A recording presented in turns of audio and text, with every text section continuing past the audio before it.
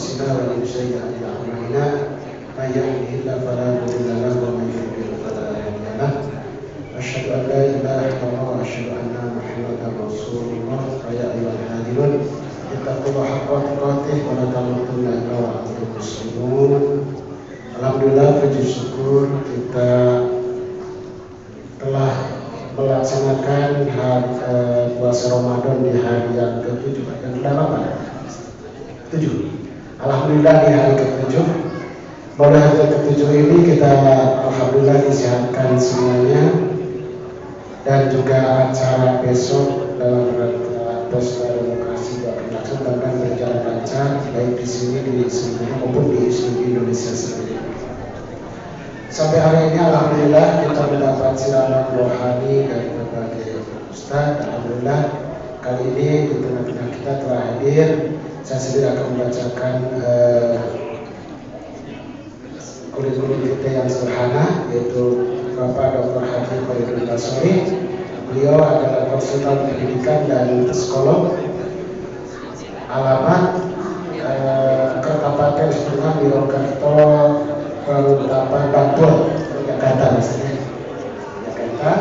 Sekarang beliau sebagai rektor di Universitas Muhammadiyah Yogyakarta. Beliau pernah menjadi rektor di Universitas Muhammadiyah Yogyakarta tahun 2002 sampai 2008. Dan sekarang beliau pengajar di Fakultas Psikologi Universitas Ahmad Dahlan di Yogyakarta. Itu sederhana dari beliau. Dan untuk selanjutnya mengenai siraman rohani kali ini akan saya sampaikan apa yang akan disampaikan hari ini. Demikian, Assalamualaikum warahmatullahi wabarakatuh.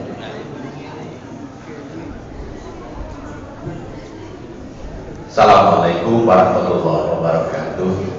Bismillahirrahmanirrahim. Alhamdulillah. Salatu wassalamu ala asyrofil anbiya'i wal mursalin Muhammadin wa ala alihi wa sahbihi ajma'in. Bapak Ibu dan teman-teman sekalian, ini sungguh kesempatan yang luar biasa saya bisa bersilaturahim dengan Bapak Ibu dan jamaah sekalian. Tidak terduga kita bisa berjumpa di tempat yang indah ini. Tadi pagi saya baru nyampe, terus diculik Mas Latif dan teman-teman ke Kubang. Baru sore tadi dikembalikan ke sini langsung berjamaah bersama Bapak Ibu. Oleh karena itu tidak perlu ditanya sudah mandi apa belum. Kalau kita berpuasa dan sudah 1 minggu, Imam Ghazali punya 3 kategori, Pak, yang disebut dengan saumul umum atau saumul khusus dan saum khususil khusus. Kita sudah paham bahwa yang namanya puasanya orang umum itu saumul umum, itu adalah mereka yang berpuasa hanya urusan yang ditahan. Karena puasa itu kan intinya adalah imsak. Imsak itu kan menahan. Yang ditahan itu cuma urusan perut dan sebelahnya. Itu yang pertama. Itu kalau umumnya orang hanya itu, menahan dari urusan perut dan sebelahnya. Yang kedua, puasanya orang yang khusus, yang spesial. Itu tidak cuma urusan perut dan sekitarnya, tetapi juga dengan indera yang lain yang ditahan, yang dikendalikan. Tidak cuma yang dasar itu, tetapi juga ucapan, penglihatan, pendengaran, seterusnya. Tetapi yang lebih khusus lagi, itu nanti kalau yang diajak berpuasa itu sampai ke hati. Itu yang disebut dengan khususil khusus. Nah, Bapak Ibu, saya ingin langsung meloncat yang ketiga saja dalam kesempatan yang baik ini. Kalau Bapak Ibu nanti membuka surat Fatir ayat 32, surat Fatir ayat 32, Allah berfirman, A'udzubillahi minasyaitonir rajim. Tuma aurasnal kitab allati nastofaina min ibadina wa minhum dzalimun li nafsi wa minhum muqtasidun wa minhum sabiqun bil khairat bitillah. Dzalika wal fadlul kabir. Jadi surat Fatir ayat 32 itu menarik karena menginformasikan 3 kategori juga, Pak. Ketika orang sudah diberi Al-Qur'an. Jadi setelah kita diwarisi Alkitab, dalam konteks ini adalah Al-Quran, rupanya orang itu kemudian bisa dipilah menjadi 3 kategori, atau saya sering menyebutnya dengan istilah 3 kelas, 3 level. Level pertama itu yang disebut dengan al-zalim, orang yang menganiaya dirinya sendiri. Minhum dzalimun li nafsi, dia menganiaya dirinya sendiri. Yang kedua, level yang kedua adalah minhum muqtasidun. Ini kelompok yang tengahan, kelompok yang banyak. Ini kelompok kedua. Yang ketiga adalah yang disebut dengan as-sabiq. As-sabiq itu adalah musabaqah, berlomba-lomba. Nah, as-sabiq itu adalah orang yang ingin selalu menjadi juara kalau sudah menyangkut kebaikan. Jadi misalnya kita mau iuran, sedekah, lupa kok gini ngangkat tangannya nomor pertama, tidak menyebut nomor saya, nomor pertama. Jadi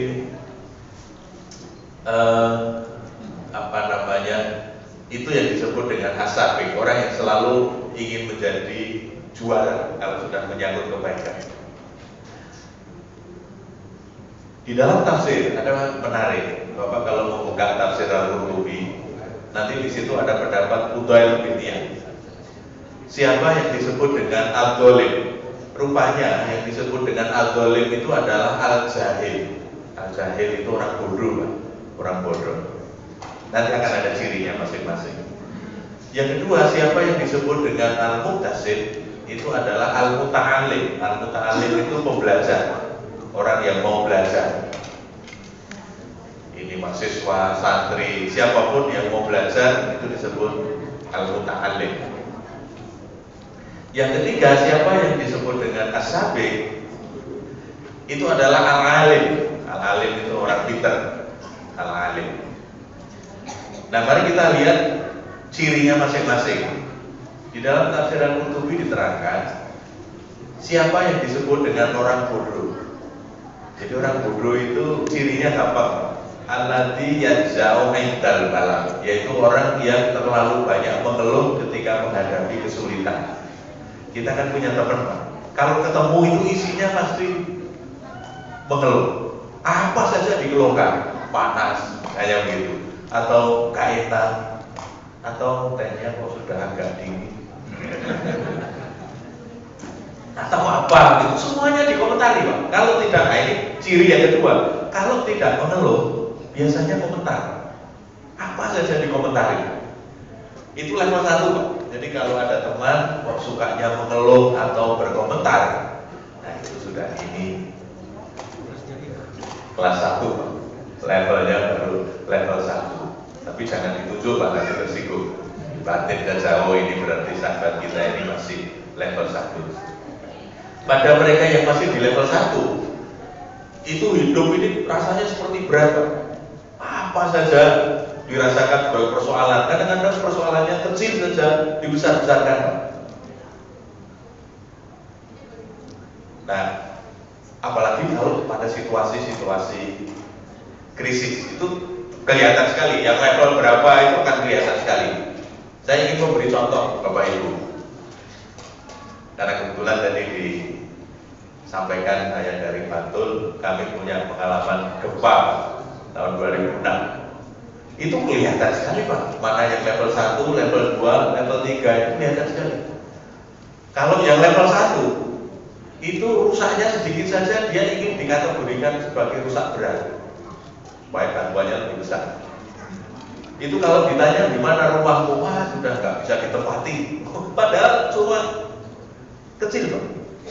Tapi nanti kalau levelnya itu sudah tinggi, nah ini yang menarik, Bapak Ibu. Ternyata soal leveling kematangan tadi itu tidak selalu berbanding lurus dengan pendidikan, dengan titel atau dengan jabatan. Enggak, Pak. Yang ingin saya ceritakan ini adalah staf kami di kampus golongan 1, Pak. Kalau golongan 1 itu kan kira-kira pendidikannya ya SD, Pak. Tetapi makomnya sudah tinggi, Pak. Spiritualitasnya luar biasa.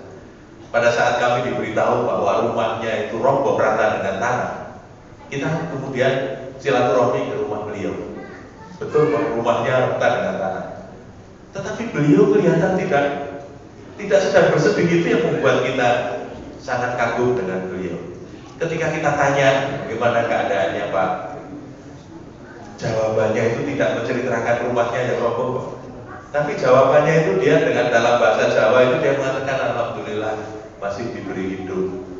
Jadi yang dikatakan itu yang baik, Pak, meskipun rumahnya roboh. Ini kan luar biasa. Jadi sangat positif mensikapi kehidupan.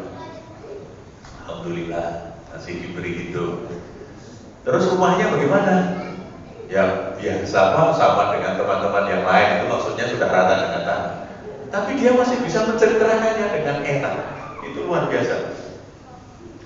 Bahkan di atas puing rumahnya yang roboh, sahabat ini bisa menceritakan peristiwa itu dengan detail dan dengan tenang. Jadi waktu itu kan sebelum jam 6 pagi, jadi kami lagi siap-siap mau ke kantor. Saya lagi mandi, Pak. Nah, mandinya belum selesai. Benar goncangan yang sangat keras lalu roboh. Nah, saya kemudian karena mandinya belum selesai, ya lari cari perlindungan apa yang bisa menutup aurat. Saya berlindung di balik pohon kelapa. Saya kira kalau saya berlindung di balik pohon kelapa itu sudah aman. Tapi rupanya karena rumah di kanan kiri juga roboh, jadi meskipun berlindung di balik pohon kelapa ya masih belum rapat, Pak. Akhirnya dia lari kembali ke dapur, karena kalau rumah di desa itu kan di belakang, Pak, dapurnya kan pasti di belakang. Saya mencari apa saja yang bisa untuk menutup aurat. Saya tanya, lalu dapat apa? Dapatnya cuma tutup cangkir. Kalau cuma dapat tutup cangkir kan tidak bisa menutupi seluruh aurat. Bapak bisa bayangkan, orang yang rumahnya roboh rata dengan tanah itu bisa menceritakan dengan lancar dan enak. Ini jelas bukan level 1. Kalau yang level 1 itu pasti persoalan sedikit saja itu kemudian besar-besarkan. Itu yang pertama, yang disebut allati yajza'u indal bala, orang yang terlalu banyak mengeluh ketika menghadapi kesulitan. Apa saja dikomentari, Pak? Jagung manten, resepsi, dan prasmanan, makan, itu saja pasti nanti ada komentarnya. Ini cateringnya siapa ya? Nah, kenapa tahu, Bu? Kok rasanya tidak jelas? Padahal tinggal menyantap, Pak, tapi harus pakai komentar. Nanti pengantinnya dikelilingkan, Pak, dikirap itu pasti dikomentari nanti. Ini juru riasnya siapa? Kok tidak balik? Kok wajahnya tidak berubah? Mau dirubah pakai apa saja ya, kalau memang wajahnya begitu ya tetap begitu kan?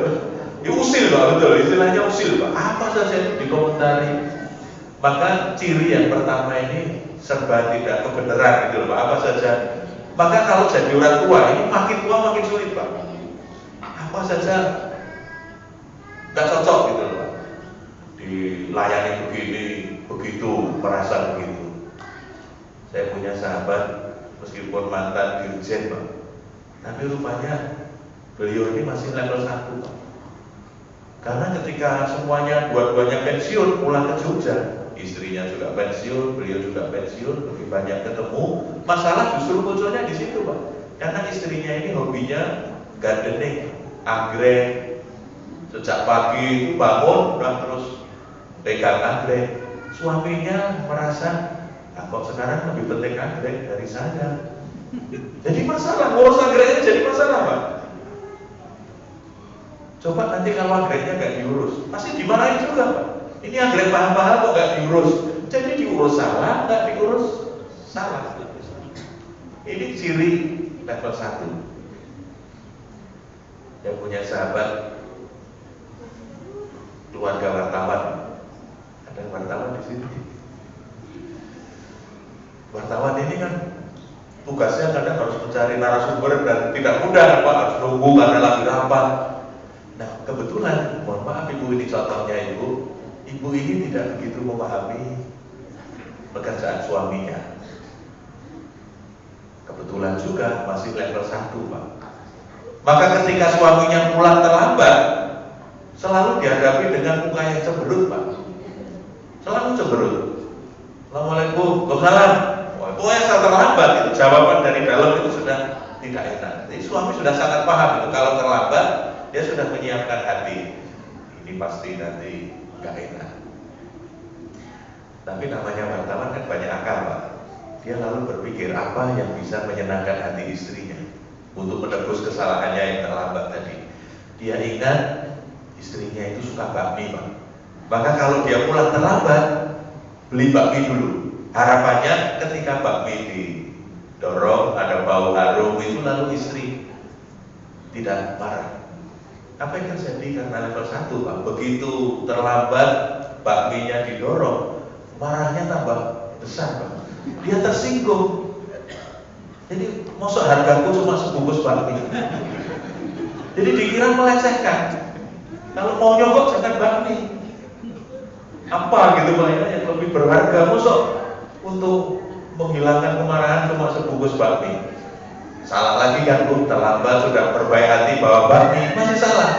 Besok terlambat lagi, dia mikir Pak, bawa bakmi dimarahi, kalau enggak juga dimarahi.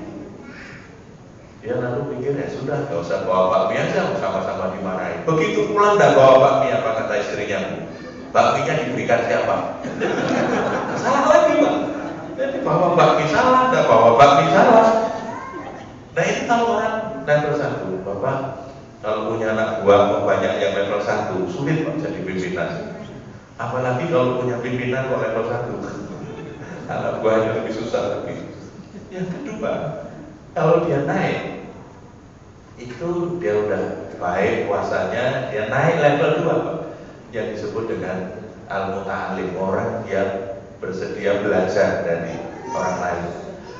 Orang yang mau belajar dari apa saja, dari mana saja, dia bisa menjadi pelajaran yang sangat berharga. Karena itu cirinya orang yang sudah naik di level 2 itu adalah as-sabir alal bala, yaitu orang yang sudah bisa bersabar ketika menghadapi kesulitan.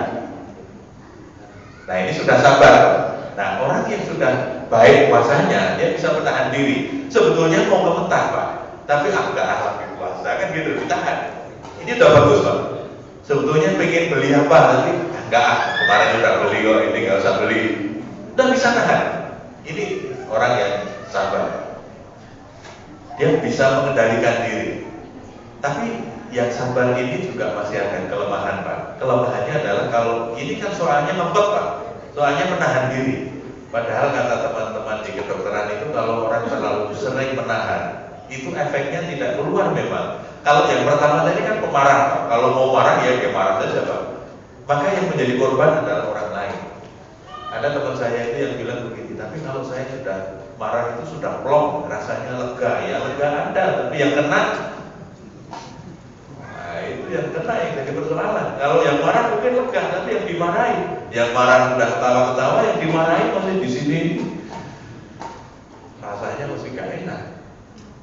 Nah yang kedua lebih baik Pak, dia sudah bisa menahan, artinya tidak membawa korban pihak lain. Tapi kalau dia sering menahan diri, itu efeknya tidak keluar tapi masuk ke dalam Pak. Jadi serangannya itu justru mengenai dirinya sendiri. Maka sering ada pertanyaan begini, loh Mas, sahabat kita itu orangnya sabar, tapi kok stroke juga? Kan ada teman yang sabar, kelihatannya enak, baik, orangnya itu sabar, tapi kok kena stroke juga? Nah itu karena terlalu banyak tahan Pak. Lama-lama tidak tahan. Karena terlalu banyak ngempetnya itu lama-lama tidak tahan, meledak juga. Ada teman kita yang sabar sekali, tapi kemudian stroke juga kena. Nah maka yang paling bagus itu yang level 3, yang disebut dengan as-sabik tadi. As-sabik itu al-alim. Al-alim itu orang pinter. Cirinya orang pinter itu apa Pak? Al-mutaladid bil bala, orang yang sudah bisa menikmati kesulitan. Jadi kalau dapat tantangan itu malah gembira, kalau dapat musibah itu malah ini Tuhan mau memberi apa ya kalau saya dilatih kayak begini. Jadi selalu melihatnya itu dari sisi yang positif. Maka saya sering bergurau, kalau orang sudah sampai level 3, itu hidup itu adanya cuma dua, enak sama enak sekali, Pak. Iya, enak sama enak banget gitu loh. Jadi nikmat sama nikmat sekali. Gak ada susah, Pak, gak ada sedih. Karena sedih pun akan dia pahami sebagai ini cara Tuhan untuk mendewasakan saya. Tuhan itu membersihkan mata kan dengan air mata. Jadi kesedihan itu penting supaya matanya sehat. Hati yang tidak pernah terluka, hati yang tidak pernah sedih, itu biasanya hati yang sudah membatu, yang sudah keras seperti batu. Tapi kalau hatinya bersih, Pak, itu dia gampang sekali menangkap pelajaran. Pak, kemarin saya dari Bandung. Kalau di Bandung itu kan kalau pagi buat jalan-jalan kan enak sekali, Pak. Nah, karena acara saya siang, pagi itu saya pakai jalan-jalan. Begitu saya jalan-jalan, karena enak sekali, nggak terasa terlalu jauh, Pak. Lama-lama capek juga kalau terlalu jauh. Maka pulang ke penginapan saya cari angkutan. Baik. Tiba-tiba saya lihat ada becak, Pak. Pengemudinya orang yang sudah sepuh dan tua, sambil terkantung-kantung menunggu penumpang. Saya bismillah datang ke beliau untuk minta diantar ke penginapan. Berapa, Pak, ke penginapan? Terserah bos saja. Wah, jawabannya indah sekali, Pak. Terserah bos saja. Jadi kalau Bapak Ibu mau jadi bos, naik becak saya. Becak langsung jadi bos. Oh, terserah bos saja. Ya sudah, karena terserah, saya lalu naik, Pak. Sambil jalan saya tanya, Bapak ini usia berapa? Ya, saya baru 75 tahun. 75 tahun, Pak, masih kuat tarik becak. Saya kira karena ini pemain lama terlatih, Pak. Jadi mungkin sejak muda dia tarik becak, jadi sampai 75 masih kuat. Sambil saya tanya, Bapak sudah lama narik becak? Baru 1 bulan. Wah, salah lagi saya, Pak. Ini baru 1 bulan. Baru 1 bulan ternyata. Jalan itu agak naik, Pak. Ya karena agak naik, saya kan tidak enak hati. Saya izin mau turun, Pak. Saya turun, Pak, ya. Tidak usah, bos. Jadi rupanya kalau bos tidak boleh turun, Pak. Tidak usah, bos. Waduh, gawat ini jadi bos. Tidak boleh turun, Bu. Terus ikut beliau. Sambil cerita-cerita, rupanya dulu beliau itu kerja di showroom mobil, bagian bersih-bersih. Terus karena yang punya ini sudah meninggal, akhirnya semua pekerjanya ya ikut meninggal, kan? Meninggalkan, maksudnya meninggalkan pekerjaan dan di PHK semua. Dan sambil ya apa dia? Ya hanya ini, Pak, yang bisa saya lakukan. Tapi itu dilakukan dengan gembira dan tanpa perhitungan sama sekali. Terserah bos saja, enak sekali dia. Karena orangnya enak sekali, Bu. Sebetulnya jarak itu kira-kira ya nggak nyampe 50.000 lah. Tapi sampai penginapan karena saya mendapatkan pelajaran yang sangat berharga dari beliau. Karena yang saya pikirkan itu begini, Pak. Kalau misalnya perang itu dibalik, saya yang harus tarik becak, dan bapak kakek becak ini saya minta jadi bos di dalam. Saya belum tentu kuat, dong, Pak. Ya, belum tentu kuat. Ini 75 tahun masih diberi sehat begitu, Pak. Luar biasa. Jadi karena saya mendapatkan pelajaran yang berharga, saya kan kemudian mendapatkan insight bahwa oh ini saya harus banyak latihan, saya harus lebih menjaga kesehatan dan lain sebagainya. Saya tambahin, Pak. Saya kasih 100.000. Bos, Pak. Kasih 100.000. Saya tambahin 100, itu apa yang terjadi, Pak? Uang 100.000 itu langsung ditempelkan di kening, Pak. Alhamdulillah, terima kasih, bos. Mudah-mudahan diberi tambahan rezeki. Wah, doanya panjang sekali, Pak. Panjang sekali. Ini yang mau saya katakan. Orang kecil itu kalau mendapatkan rezeki, syukurnya sepenuh hati, Pak. Tapi kalau orang besar, belum tentu loh, Pak. Apa ada kalau kita dapat rezeki itu terus ditempel di kening?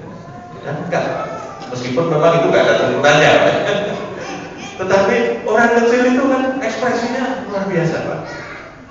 Ada penelitian yang terakhir, ada penelitian dari Universitas Minnesota di Amerika dan Universitas Warwick di Eropa, itu mengenai hubungan antara materi dan depresi. Jadi ternyata, Pak, ada hubungan antara materi dan depresi. Tapi kesimpulannya itu yang mengejutkan. Ternyata orang yang materinya lebih banyak, itu tingkat depresinya lebih tinggi, Pak. Itu di berbagai negara, itu penelitian internasional. Orang yang materinya lebih banyak, itu tingkat depresinya lebih tinggi. Sebagai orang yang belajar psikologi, saya ingin mendapatkan argumennya. Apa alasannya orang yang materinya, kan bayangan kita biasanya kalau orang mengalami kesulitan hidup itu ya pasti depresinya tinggi lah. Tapi kok ini hasilnya di berbagai belahan dunia ini, kalau yang materinya tinggi, itu kok depresinya juga ikut tinggi. Rupanya alasannya sederhana, Pak. Kalau orang kecil itu seperti kakek ngomong di becak tadi, Pak. Kalau mendapatkan nikmat itu syukurnya sepenuh hati, Pak. Tapi kalau orang yang sudah biasa dapat rezeki banyak, itu dapat rezeki itu komentarnya kok cuma segini, kurang banyak, Pak. Karena dia sudah biasa menerima banyak. Jadi kalau terima segitu itu kurang banyak. Nah sementara kalau orang kecil dapat 100.000 saja seperti dapat 1 M, Pak. Alhamdulillah, langsung ditempel di kening, Pak. Luar biasa. Wah luar biasa, ini jadi pelajaran yang penting buat saya. Nah, Bapak Ibu, yang ketiga tadi levelnya as-sabir, orang pintar itu adalah orang yang bisa menikmati kesulitan, menikmati tantangan. Dengan begitu maka hidupnya akan terus progresif. Nah, mudah-mudahan puasa ini juga melatih kita untuk lebih bisa, bukan saja menjadi lebih sabar, tetapi menjadi orang yang lebih bisa menikmati kesulitan. Entah kesulitan hidup, kesulitan pekerjaan, kesulitan dalam pergaulan, kesulitan apa saja, itu selalu kita sikapi dengan positif. Meskipun tidak perlu seperti teman saya, Pak. Kalau teman saya ini menurut istilah di Jogja itu orangnya kemaki, Pak. Orangnya geleleng. Apa bahasa Indonesianya? Apa, Pak? Kemelinting apa? Ya. Waduh, Pak, sok gitu loh, Pak. Jadi waktu saya berdoa, Rabbana hablana min ladunka rahmah wa hayyi lana min amrina rasyada. Ya Allah, beri kami rahmat dan mudahkan semua urusan kami. Kan kita kalau berdoa kan kita dimudahkan, Pak. Teman saya itu komentarnya begini, kalau aku doanya nggak begitu, Mas. Loh, gimana? Kalau saya berdoanya, ya Allah, beri aku tambahan kesulitan. Minta diberi kesulitan, Pak. Berani amat Anda ini. Oh, kita minta diberi mudah saja kadang-kadang sulit ya, Pak. Apalagi dia itu minta tambahan kesulitan. Ya Allah, beri aku tambahan kesulitan. Ya Allah, beri aku tambahan persoalan. Karena menurut dia, kalau diberi mudah, kapan pinternya? Kita menjadi pinter itu kan karena terlalu sering menghadapi kesulitan. Manajer yang baik itu manajer yang punya persoalan banyak, tapi di tangan dia semuanya jadi beres. Kalau semuanya beres, nggak perlu manajer yang hebat, udah jalan ya. Tapi manajer yang hebat pasti dia bisa menyelesaikan semua persoalan yang rumit sekalipun. Nah, tapi ternyata teman ini baik juga, Pak. Karena ternyata di samping dia minta tambahan kesulitan, tapi juga minta kepada Allah supaya diberi kemampuan untuk bisa menyelesaikan kesulitan-kesulitan itu. Tapi apapun doanya adalah mari kita belajar menikmati kesulitan. Apapun kesulitan yang kita hadapi dalam hidup itu perlu kita nikmati, perlu kita syukuri, karena itu menjadi bagian dari pelajaran Tuhan untuk menyempurnakan keimanan kita, untuk menguatkan batin kita, untuk mendewasakan kita supaya kita ini menjadi orang yang lebih matang. Mungkin begitu, Bapak Ibu. Mudah-mudahan yang sedikit ini ada manfaatnya sebagai tambahan renungan sahur. Mudah-mudahan bisa menjadi bahan diskusi di rumah bagaimana kita bisa menikmati hidup ini dengan lebih baik lagi. Terima kasih. Assalamualaikum warahmatullahi wabarakatuh.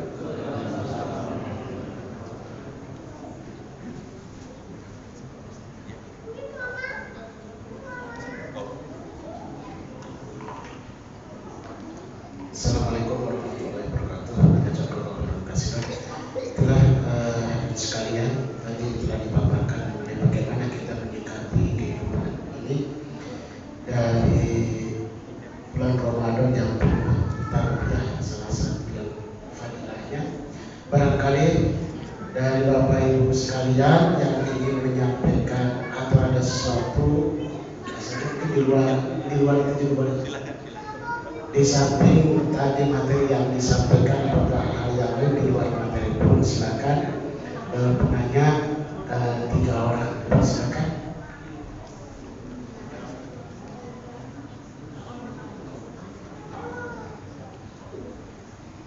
Ada?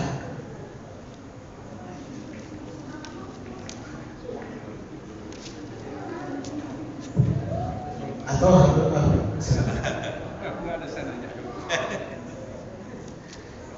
Terima kasih banyak. Assalamualaikum warahmatullahi wabarakatuh. Saya ingin bertanya karena kebetulan Bapak mempunyai latar belakang ilmu psikologi. Nah, latar belakang saya teknik, jadi saya ingin bertanya karena saya tidak tahu. Iya, Pak. Yang saya tahu sedikit tentang ilmu psikologi adalah mempelajari pikiran manusia. Itu inti dari betul atau salah? Atau mirip-mirip pikiran? Iya, Pak. Yang ingin saya tanya itu hubungannya dengan agama kita, Islam. Nah, memang agama kita mencakup banyak hal, Ya. Tapi saya amati penekanannya mengenai diri manusia tentang kejiwaan itu sepertinya tidak terlalu ditonjolkan dalam agama Islam. Nah, ini mau komentar betul atau salah? Salah satu agama yang saya tahu, agama Buddha misalnya, itu justru menjadi intisari dari ajaran mereka mengenai apa itu pikiran. Tapi apakah di agama Islam ini tidak terlalu terjadi atau saya salah? Terima kasih.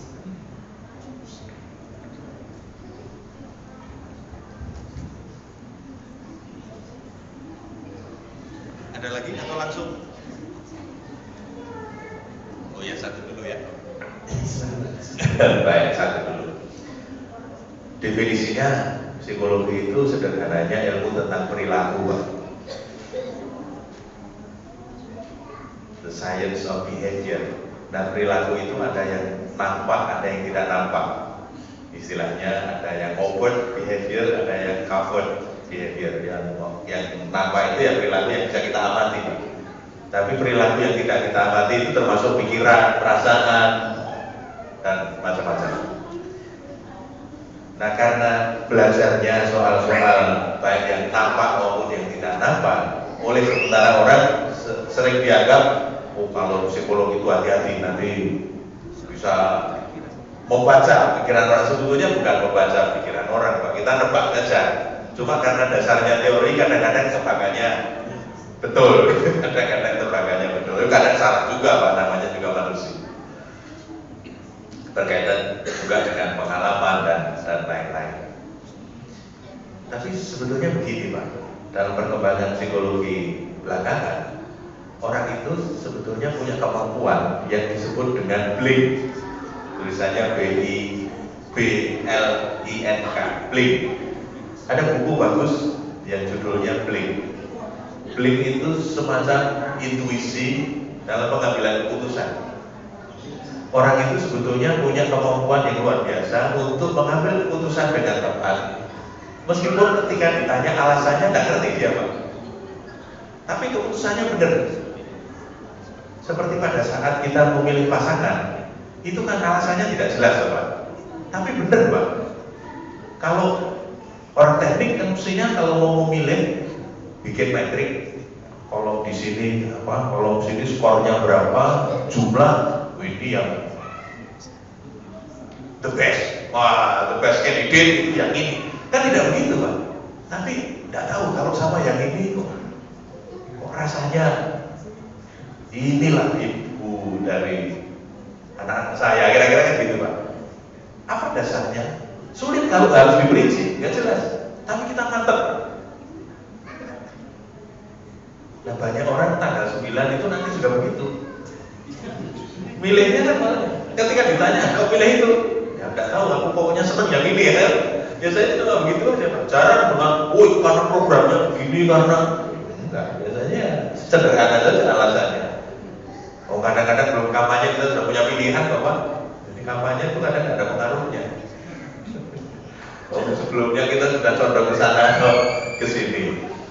Nah, itu kaitannya dengan psikologi tadi. Nah, apakah di dalam agama Islam itu soal-soal kejiwaan itu tidak ditonjolkan? Malah sebaliknya, Pak. Sebetulnya kajian yang menyangkut soal misalnya tazkiyatun nafs, itu Pak, membersihkan hati, itu kajiannya luar biasa.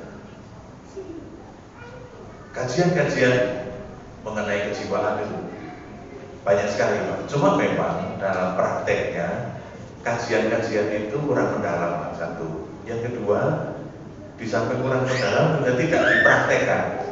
Misalnya begini, di sekolah, karena kebetulan saya banyak ngurus sekolah. Guru mengajarkan bab sabar. Lalu dia mulai dari definisi yang namanya sabar adalah begini. Begitu nanti ada anaknya yang ribut, teriak dia, Pak, siapa itu?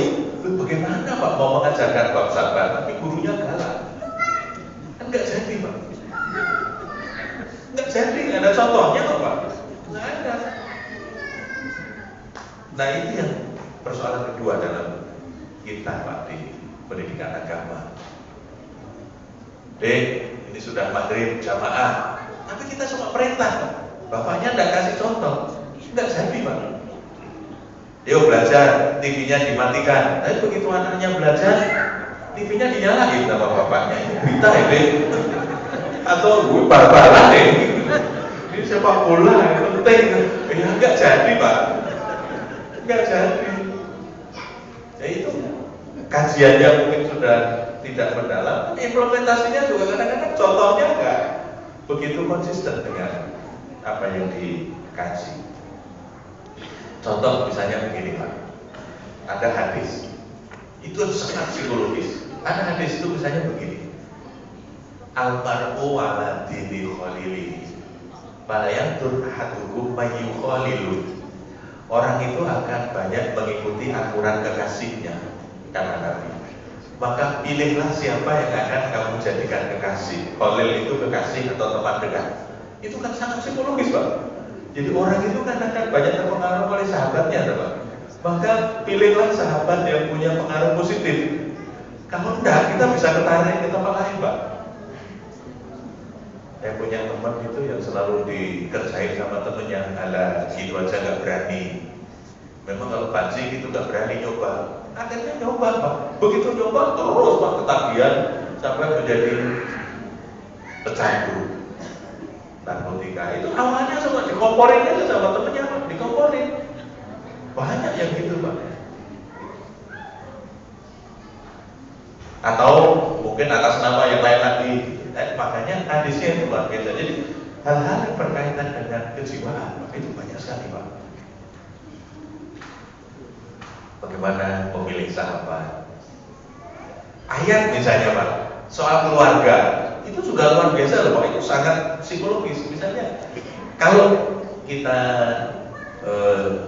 hadir tausiah pernikahan, pasti ayat yang dibaca kan ayat soal keluarga yang sakinah, mawaddah, warahmah. Itu luar biasa, Pak. Sakinah itu mutmainnah, sakinah itu tenang. Itu kan persoalan kejiwaan, Pak. Apakah keluarga kita ini makin lama makin tenang atau makin sering terjadi kerusuhan di rumah? Karena saya punya anak buah, Pak. Saya kira sebelumnya itu pekerja keras, karena kalau sore yang lain udah pada pulang, dia nggak pulang-pulang, Pak. Ini anak luar biasa. Ini lain nggak pulang, dia nggak mau pulang dari kantor, Pak. Lama-lama curiga saya. Kalau pekerja keras kan wajahnya gembira, Pak. Ini nggak pulang-pulang tapi wajahnya suntuk. Saya kan sebagai orang yang belajar psikologi, ini pasti ada yang nggak beres. Saya tanya, memang lembur terus apa? Banyak kerjaan? Udah apa? Loh, apa nggak pulang? Pulang bikin pusing, Pak. Jadi dia memilih di kantor, tidak pulang. Itu karena, nah ini pasti tidak sakinah, Pak. Kalau sakinah itu kadang-kadang belum jam kantor saja pengen pulang. Itu yang pertama. Yang kedua, itu kan sakinah, mawaddah.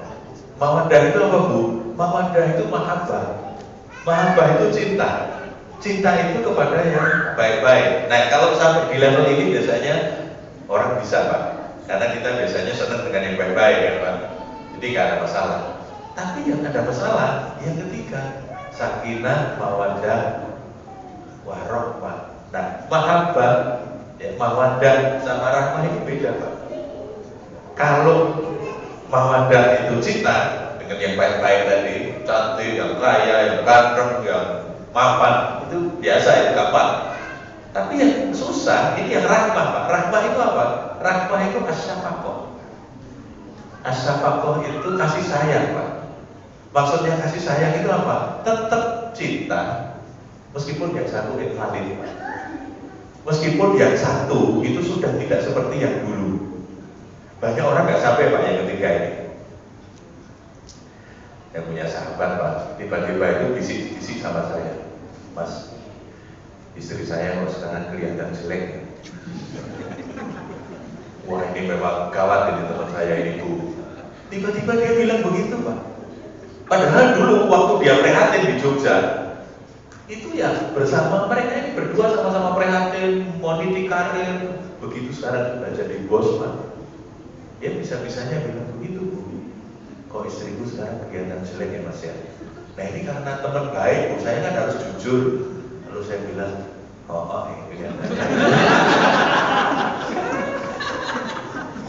kelihatannya iya, memang istrimu tambah jelek sekarang. Tapi yang tambah jelek itu tidak cuma istrimu, kamu juga. Nah, kita ini kan tambah tua ya, tambah gak jelas gambarnya, Pak. Tidak banyak loh, Pak, orang yang bisa sampai di level 3 itu rahmat. Meskipun yang satu invalid, dia tetap setia mendampingi. Oh, itu kalau bisa. Nah, ini pelajaran agama, Pak. Itu kan sangat psikologis, Pak. Sangat psikologis. Kemarin waktu saya mau ke Mataram, transit di Denpasar. Di Denpasar itu saya lihat ini rahmat. Ada kakek-kakek tua. Ada kakek tua ya, Pak. Dan kakek ini sama nenek, lalu anak-anak, ada cucunya, Bu. Mungkin karena nunggu pesawat, Pak, ya, nunggu jam, mereka makan di kaki. Yang mau saya ceritakan, Bu, ini kakek yang luar biasa. Nenek ini stroke, Pak, udah pakai kursi roda, udah sepuh, dua-duanya udah sangat sepuh. Pakai kursi roda, stroke, tangan udah nggak bisa digerakkan, mulut saja sudah agak tidak simetris, Pak. Tapi kakek ini mengambilkan makanan, Pak. Istrinya itu disuapin. Ketika ada nasi yang keluar, dia hapus pakai tisu dengan gembira. Saya subhanallah, susah cari kakek yang begini, Pak. Kalau nenek yang bisa begini, mudah ya, Pak, ya, mudah. Ibu-ibu biasanya komitmennya lebih luar biasa. Tapi cari bapak-bapak yang tetap setia, meskipun yang satu lagi stroke, tidak gampang, Pak. Nah, ini yang saya maksud, Pak. Pelajaran dalam agama Islam itu sangat psikologis, Pak. Banyak hal itu sangat psikologis. Nah, kalau ini bisa, karena ini soalnya adalah apakah benih-benih cinta yang di awal itu sudah kita deklarasikan bersama, itu kita rawat sampai tua. Banyak orang yang nggak bisa merawatnya sampai tua. Merawatnya cuma sampai setengah jalan. Nanti begitu separuh yang lain, udah lain lagi. Nah, makanya, Pak, menjawab pertanyaan Bapak tadi, sebetulnya ada Pak, poin-poin itu yang sangat menarik sekali kalau kita kaji secara mendalam dalam agama kita yang berkaitan dengan aspek-aspek kejiwaan. Nah, cuma memang banyak orang yang kurang menekuni, Pak, di situ. Mudah-mudahan nanti sambil jalan kita bisa mengkaji bersama-sama aspek-aspek psikologis dari ajaran-ajaran agama kita yang luar biasa. Mungkin begitu, Pak, komentar saya. Ada lagi atau cukup? Masih ada. Biasanya ibu-ibu suka ada. Bu udah mau nyiapin sahur.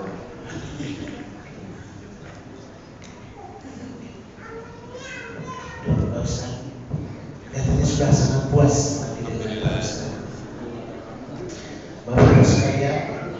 Alhamdulillah kajian silaturahmi